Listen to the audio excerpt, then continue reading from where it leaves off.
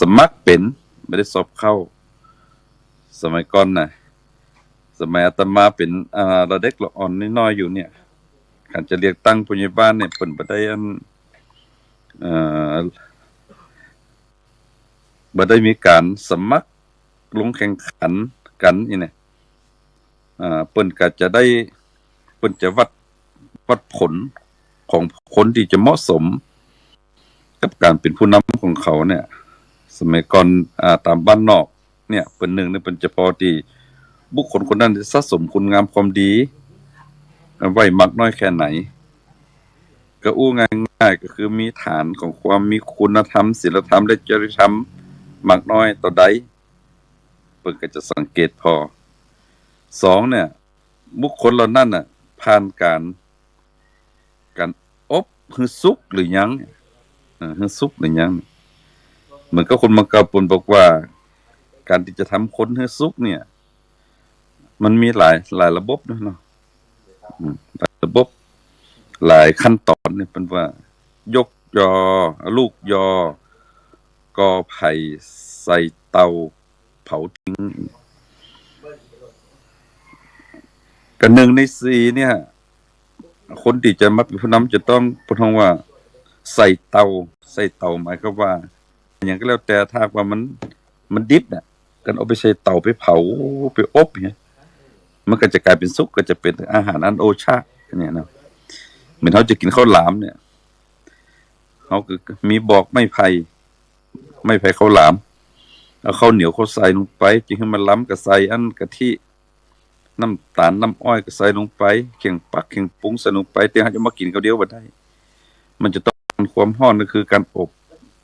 ข้าวหลามมันถึงจะมีกลิ่นหอมและกินได้ฉันใดคนเขาก็เหมือนกันผู้นำก็เหมือนกันการที่เขาจะมารับใช้สังคมได้มันจะต้องผ่านร้อนผ่านหนาวอีมาเนี่ยอันนี้เขาว่าใส่เตาเนี่ยเจ้าบ้านเพิ่นก็จะหันว่าคนบุคคลผู้นี้เหมาะที่จะเป็นอันแทนเฮาตัวแทนเฮาผู้นำเฮาเนี่ยเขาจะต้องไปขอเพิ่นละโหกันไปกันเนาะยกมือขึ้นไผเห็นสมควรคนใดที่จะมาเป็นผู้นำเฮาเป็นผู้ใหญ่เฮาเนี่ยเรายกพูนแล้วก็มีคนเสนอนานนี่เตอะน้อยนี่เตอะอย่างคนยกมือขึ้นซ่องอันนั้นก็แสดงได้เป็นผู้นำได้โดยเฉพาะผู้นำเรานี่สมัยก่อนเนี่ยว่าสุขก็คือผ่านการอบรมบ่มนิสัยปลูกฝังคุณธรรมศีลธรรมและจริยธรรมโดยการบวชการสงฆ์มาเนาะแล้วก็บ่ใช่ว่าคนบ่ได้บวชได้สงฆ์บ่ได้เป็นตุเป็นพระเป็นเน้นเนี่ยมาเนี่ยบ่ดีนะดีแต่ว่านั้นก็สะสมให้แบบหนึ่งเหมือนกันแต่ว่าคนความเชื่อของคนมาเก่ามันจะอ่านคนโบราณขนาดอันสมัยก่อนเนี่ยจะไปจีบสาวเพิ่นก็ยังเลือกบ่เพิ่นบอกว่าอันนี่ก็บ่ใจปีน้อยกันบ่ได้ปีน้อยก็คงได้ปีนานคนดิบรำคาญเอาไว้เป็นห้องหมายความว่าอันที่จะเรียกว่าเป็นลูกเขยลูกชายตัวเก่าเนี่ยก็จะต้องเป็นปน้อยปนานละปีน้อยปีนานละอีกเนาะแต่คุณเนี่ยเอาไปพิจารณาให้มันรอบนึงถ้าหาน้อยหานานมาได้อันนี้เปรียบเปรยให้ฮู้หันมันได้เนี่ยต้องขออนุโมทนาเจริญพรกับอันผู้นำทั้งหลายตัวที่เฮาได้เสียสละเวลาเนาะเสียสละชีวิตเสียสละเวลาเสียสละโอกาสได้ก็มาเป็นผู้นำของอันเจ้าบ้านเหมือนตมาเล่าเนี่ยสมัยก่อนก็สมัยนี้มันแตกต่างกันเพราะสมัยก่อนนั่นสมัยก่อนที่เป็นผู้นำชุมชนหรือผู้ใหญ่บ้านเนี่ยจะต้องเป็นผู้นำแต่ๆเนี่ยเป็นผู้นำจิตวิญญาณ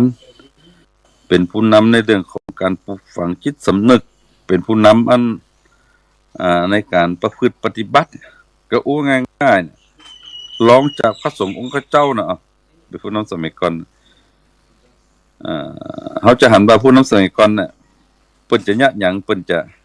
อันท่าไปเป็นประโยชน์กับชาวบ้านน่ะเพิ่นจะยะบ่ลุ้น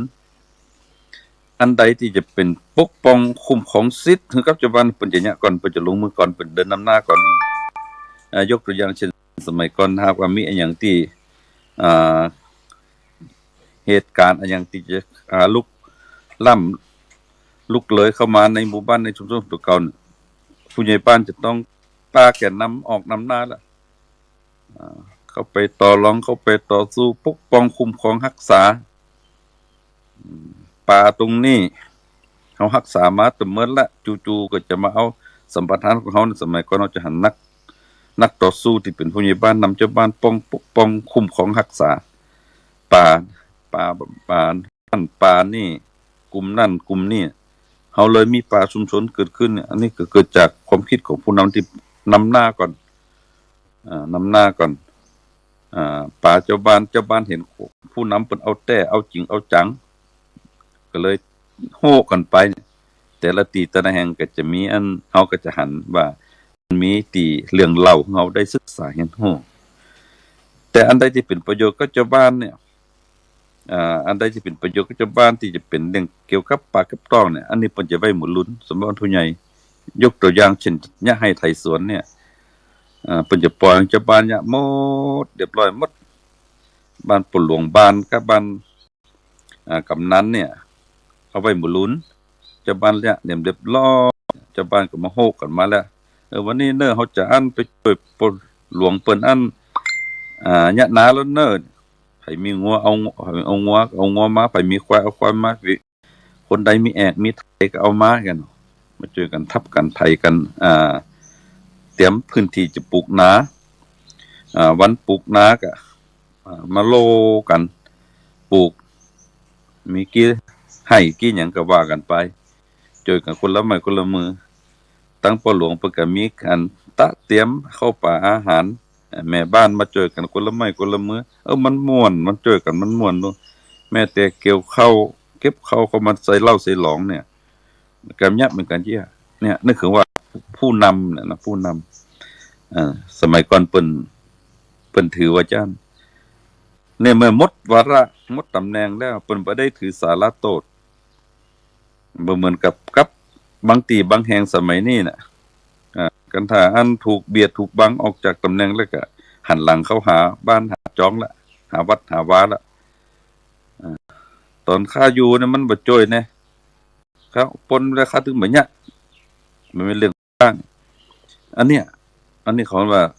ตื้อกรรมตื้อเว้นไว้จันบ่ดีเนี่ยเนาะในความเป็นผู้นำเนี่ยเฮาจะต้องมีเป้าว่าเราจะต้องหลังจากเสร็จภารกิจหน้าที่ของเราแล้วเหมือนคนสมัยก่อนเพิ่นยกขึ้นเป็นปูชนียบุคคลของชุมชนของหมู่บ้านของชุมชนของหมู่บ้านเนี่ยอันนี้เป็นเรื่องสำคัญเป็นเรื่องสำคัญจานแต่ว่ามันแตกต่างกันกับสมัยนี้การเลือกตั้ง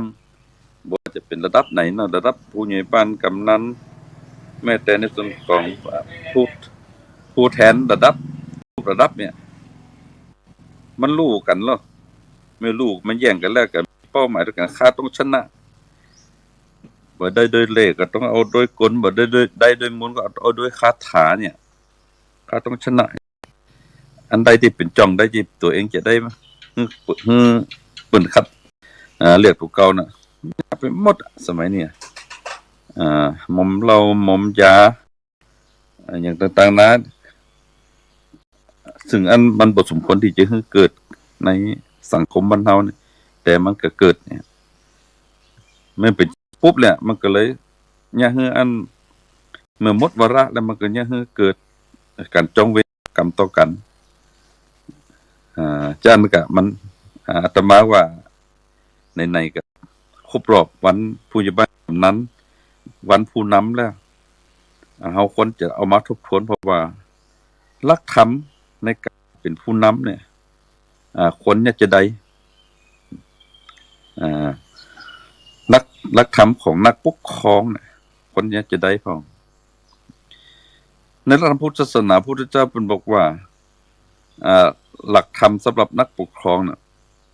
เปิ้นตั้งไว้มี10ประการนั่นเนาะประการที่1เปิ้นใช้คำว่าถ้าเป็นภาษาบาลีว่าทานังหรือว่าทานหรือว่าการให้การแบ่งปันการเสียสละ การเสียสละบ่ใจว่าอัน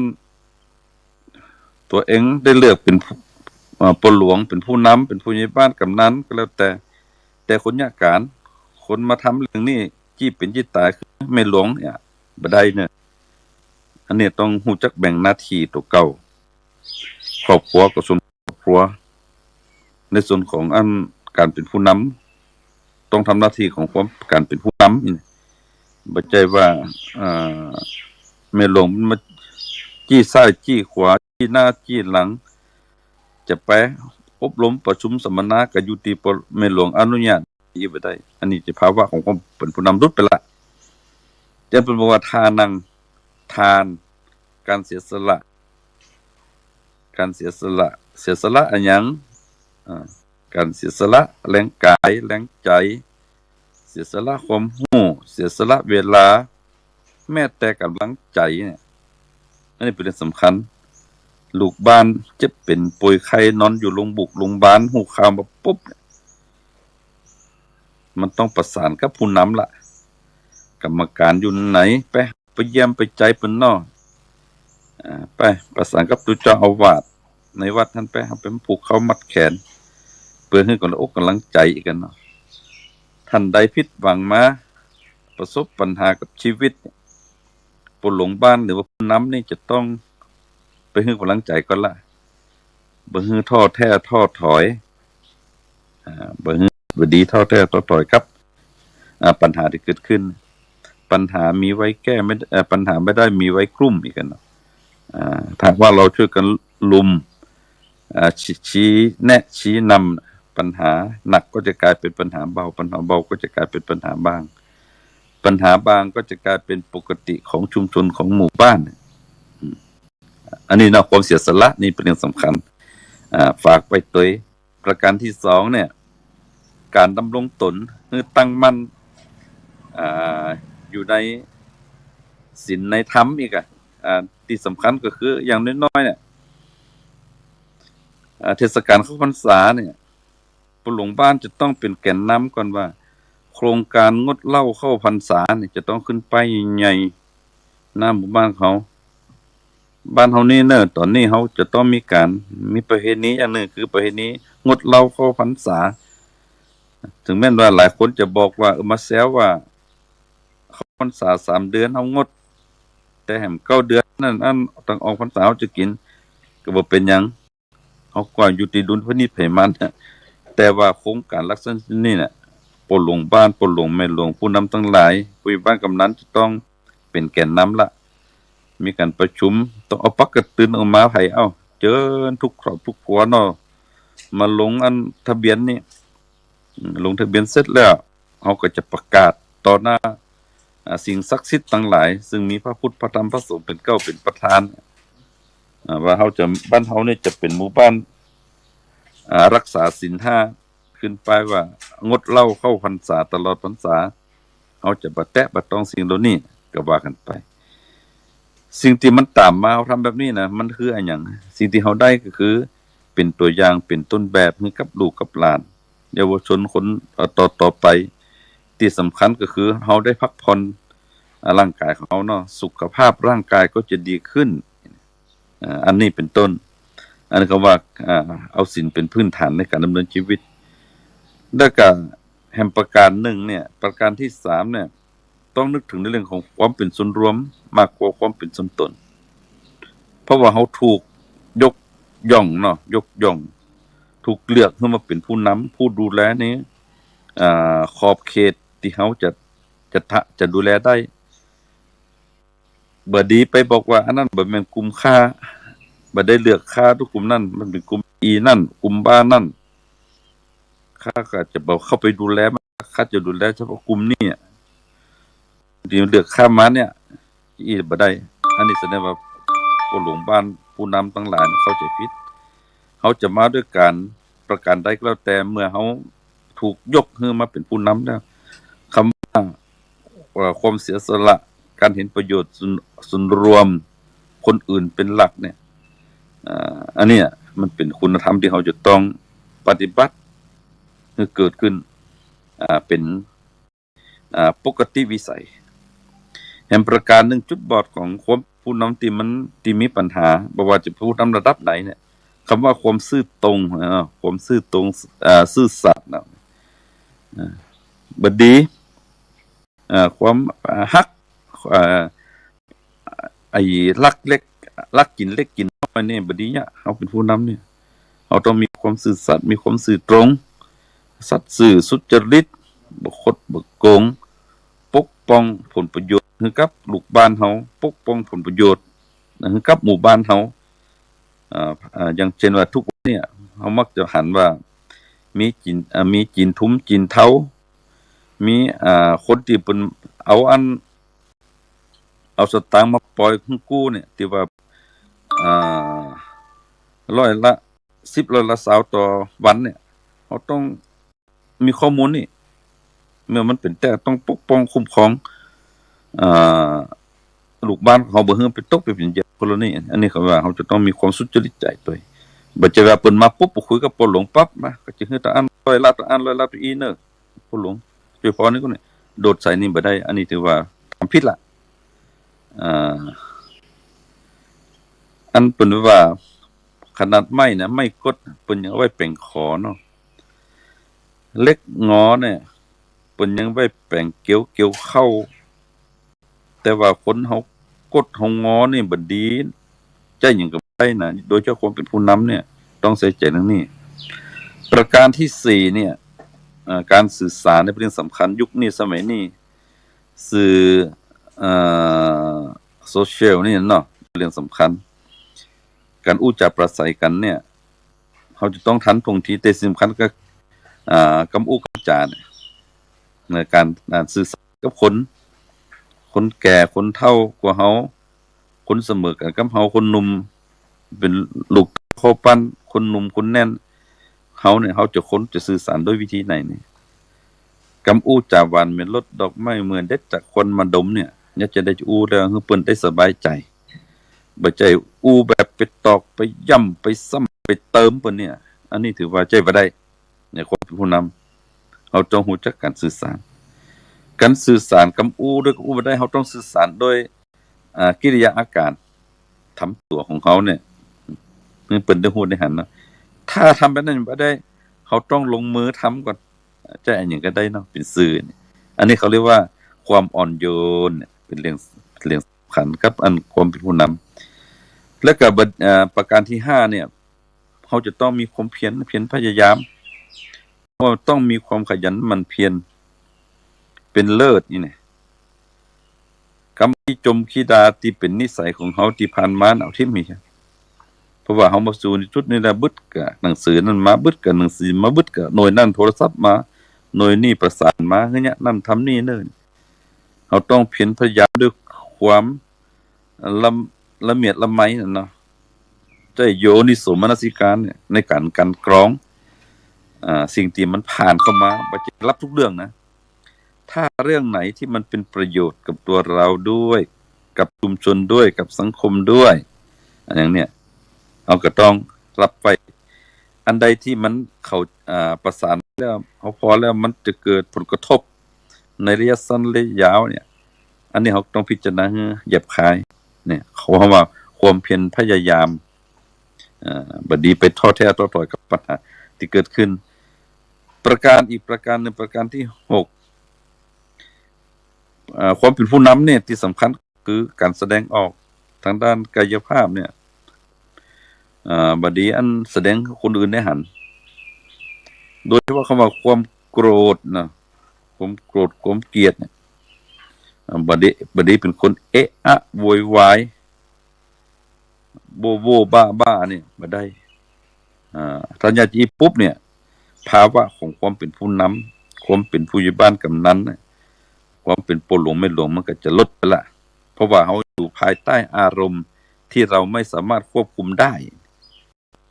จันต้องระมัดระวังเรื่องความโกรธความเกลียดเนี่ยมันประการหนึ่งกะเพิ่นบอกว่าเขาบอกคนดีไปเบียดเบียนเนาะ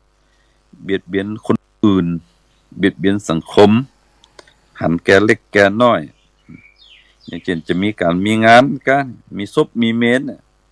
โดยเฉพาะ หมู่ที่ชอบเล่นเนี่ยมักจะไปติดต่อไปหาผู้หลงบ้านให้ก่อนผู้นำให้ก่อนเอาจะคืนนี้จะคือเอาขึ้นตัวหื้อเนี่ยก็เขาคิดว่ามันเป็นอบายมุขบ่ได้เอามาก็บอกว่าทีนี้เขาเป็นประชามติเป็นระเบียบของบ้านเด้อเพิ่นบอกว่าเพิ่นบ่ฮื้อเล่นฮื้อหยังละบ่ดีไปหันแกเล็กๆน้อยๆอันนี้เรื่องสำคัญแล้วก็บ่ดีไปกดขี่จะอำนาจบาดใหญ่ไปกดขี่กับลูกบ้านตัวเก่านี่เพิ่นว่าไม่เบียดเบียนกันไม่กดขี่ข่มเหงผู้อื่นได้ทำประการหนึ่งเนี่ยขันติหิตะสุขาวหาเนี่ยขันติคือความอดทนนำมาซึ่งประโยชน์สุขเนี่ยความอดทนเนี่ยเป็นเรื่องสำคัญเขาต้องอดบดีลุกแกอำนาจของตัวเก่าเพราะว่าทุกสิ่งอย่างมันจะลุ้มจะเล่าเนี่ยร้อยคนปันคนอยู่ในบ้านเขาเนี่ยมันบ่จะเสมอกันรู้มันต่างคนต่างเกิดต่างคนต่างแก่เกิดคนละมือคนละวันคนละปีคนละตาเนี่ยจะให้มันเหมือนกันมันได้แต่เขาต้องมีความอดทนรู้จักกลั่นรู้จักกรองรู้จักอันจังหวะโอกาสเวลาอันนี้เป็นเรื่องสำคัญกับฝากคือเป็นธรรมะคือกับอันตังผู้นำในฐานะวันนี้เป็นวันอันกำนันผู้ใหญ่บ้านและที่สำคัญก็คือหัวใจของการเป็นผู้นำคือความยุติธรรมความเสมอต้นเสมอปลายอันนี้เป็นเรื่องสำคัญมากถ้าว่าองค์กรใดหน่วยงานใดโดยเฉพาะในความเป็นผู้นำของเขาเนี่ยถ้าขาดคำว่าความยุติธรรมความเสมอต้นเสมอปลายบ่เหลี่ยมล้ำเนี่ยความเป็นผู้นำนะมันก็ถูกยกฐานะเป็นยกฐานะของความเป็นผู้นำนะกลายเป็นปูชนียบุคคลของคนในชุมชนนี้เนี่ยอาจารย์ก็ฝากไว้ตัวเนาะเรื่องนี้ความยุติธรรมความเที่ยงธรรมยึดมั่นในความถูกต้องโดยเฉพาะยึดมั่นในหลักศีลธรรมคุณธรรมและก็จริยธรรมเป็นแนวทางของการปฏิบัติมันก็จะนำสู่การเป็นปูชนียบุคคลอยู่ในหัวใจของบรรดาพ่อแม่พี่น้องเจ้าบ้านในขอบเขตขันธสีมาที่เราได้ถูกอุปโลกเป็นผู้นำผู้ปกครองผู้ดูแลผู้รักษาความสงบเรียบร้อยอันนี้ก็ฝากเป็นข้อคิดสะกิดใจกับบรรดาพ่อแม่พี่น้องญาติโยมทั้งหลายที่ได้สดับรับฟังเนื่องในวันผู้ใหญ่บ้านกำนันนี้เอาละวันนี้ก็ได้มาพบปะกับบรรดาญาติโยมทั้งหลายในก็ได้มาอันแรกก็อยากจะพูดถึงเรื่องสุขภาพโดยตัวช่วงนี้ก็ช่วงฝนตกเนาะฝนตกหนักเลยก็น้ำกำลังหลากกำลังนองโดยเฉพาะในส่วนของชุมชนใดหมู่บ้านใดอยู่ใกล้น้ำใกล้ฝั่งใกล้ตลิ่งก็พยายามบดีอันประมาทเนอะต้องพอตลอดเวลาว่าฝนตกนักสักน้อยก็น้ำมันขึ้นมาหมกหือหมกใดเนี่ยเขาก็จะได้ตาเตรียมตัวคือตันกับเหตุการณ์ที่มันจะลุกจะเล่ามาแล้วมันจะเกิดปัญหาต่อไปอันนี้ก็ฝากไว้ตัวเนาะคือมีสติอยู่ตลอดเวลาเอาละในวันผู้ใหญ่บ้านกำนันในวันผู้นำในผู้ชนิดบุคคลที่จะเป็นคนที่อยู่ใกล้ชิดกับเขาก็ขออำนาจแห่งคุณพระศรีรัตนตรัยคุณพระพุทธพระธรรมพระสงฆ์คุณงามความดีทั้งหลายจงมาคุ้มครองปกปักรักษาท่านทั้งหลายให้เป็นผู้นำที่ดีเนาะไม่มีปัญหาเอาพระพุทธเป็นผู้นำพระธรรมเป็นที่ปึงเอาพระสงฆ์เป็นที่ปรึกษาหรือเอาเท่าแก่คนที่เป็นมีประสบการณ์เป็นที่อันกับลมโพลมไซในการที่จะอันคุ้มครองผู้ปังษาคือข้อคิดสกิดใจของเขาก็ขอสิ่งเหล่านี้เนาะรวมกันเป็นตบะเป็นเดชะเป็นพระปัจจัยคุ้มครองปกปักรักษาท่านทั้งหลายเย็นเป็นสุขอยู่เราสวัสดีทุกท่านทุกคนเทินก็ขอเจริญพร